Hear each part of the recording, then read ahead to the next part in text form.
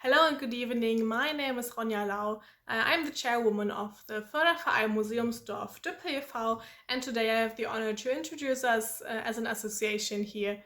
So our museum village is based on a medieval settlement which existed on the site which is now Berlin-Zehlendorf. The discovery of the medieval settlement at Machnow-Krumm-Fenn can be traced back to the medieval sherds found by Horst Czeziak in the spring of 1939. These shards suggested that the settlement had stood here in the 12th and 13th century.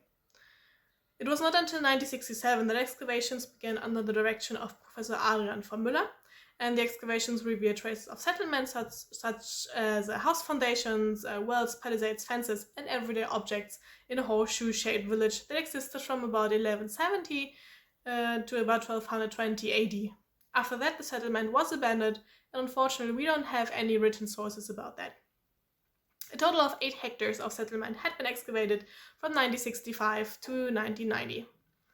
So during the excavations, the excavator Professor Dr. Adrian von Müller and Wolfgang Gerke came up with the idea of creating an archaeological experimental field and presenting the results about life in the Middle Ages to visitors in a living museum.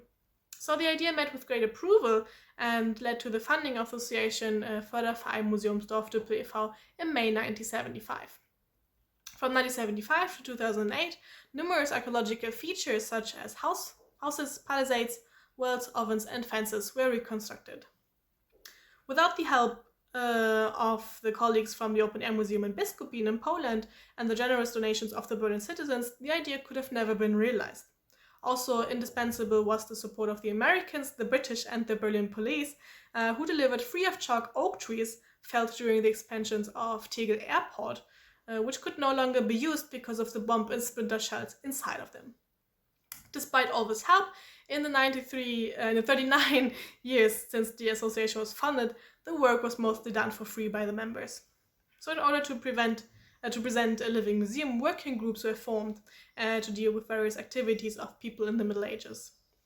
Over time, these groups have developed extensive knowledge of medieval techniques such as house buildings, wool and linen processing, agriculture, animal husbandry, wood and metal working, pottery, cooking, and tar making. So many of these results have also been published.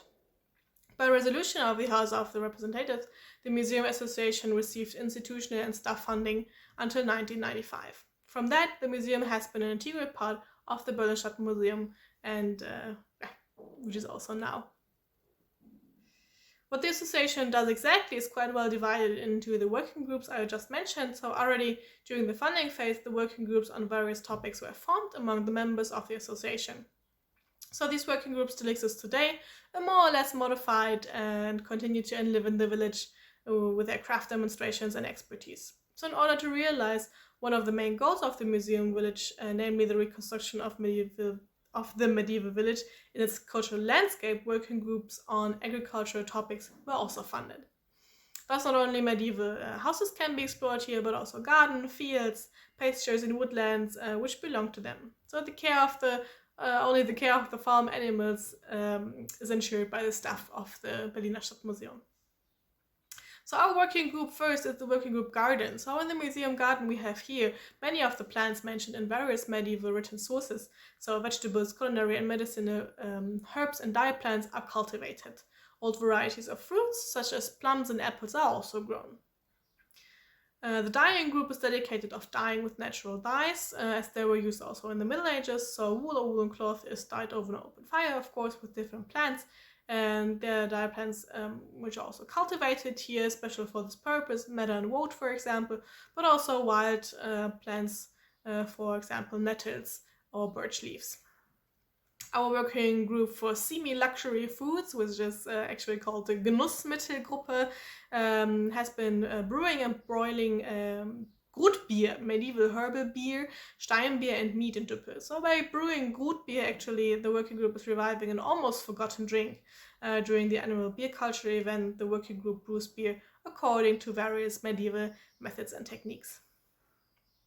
We have quite a new working group which is about wood, and they have set themselves the task of building furniture, tools and household objects of all kinds out of wood, and in the context of the museum village they try to use as much tools and techniques of the time. Our quite beloved beekeepers, they look after several colonies in and out the Düppel, also in Zehlendorf and Marienfelde, but the honey from Düppel is extracted, sieved and bottled in its natural state in the museum village, where you can also buy it. Our clothing working group works with a clothing in the living Middle Ages group, as well as other members who work in historical clothing to help to recreate a lively and source related picture of the Middle Ages for the visitors. Our basket weaving group is quite important because thin wicks and canes were used not only to make baskets but also make wicker fences. The basket weavers make the baskets from the willows that grow in the museum village. The medieval blacksmith craft is demonstrated in our historic forge. Various utensils and tools are made of steel according to medieval models. To produce the charcoal, for example, for the forge, the working group has also running the business for charcoal burning.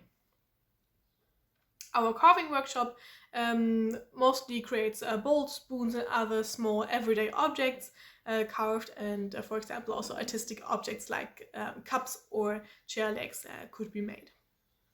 Our tar swelling group is also a quite old group. The discovery of 6 tar smoldering pits during the archaeological excavations was the reason to experiment especially with this technique.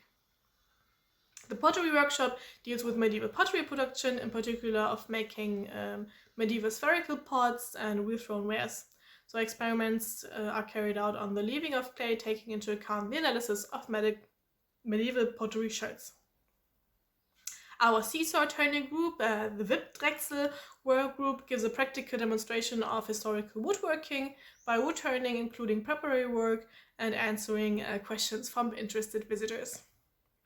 Our wool working group is also quite an old one, also attending a lot of conferences in the last years.